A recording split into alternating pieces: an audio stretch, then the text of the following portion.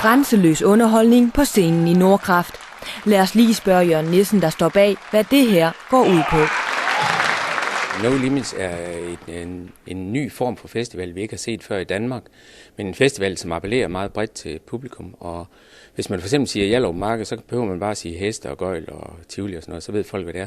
Det her det er mere indviklet, men det er en festival, hvor man blander alle genrer, altså nycirkus, artisteri, komik, musik og så videre. Her ser vi verdensnavnet Olé på Skråen i Nordkraft. De optræder for første gang i Danmark og er et af hovednavnene ved årets festival.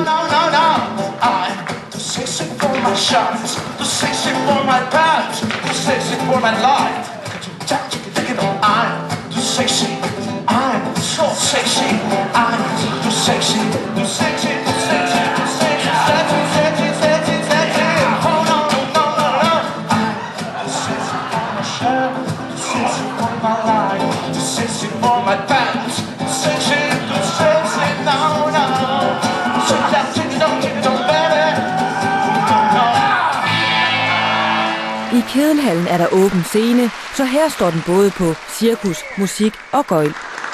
Grunden til, at vi har udtænkt det her, det er jo fordi, vi tænkte, når nu vi står i en ny bygning med nye muligheder, så er det også sjovt at introducere noget helt nyt, som man ikke kender i Danmark.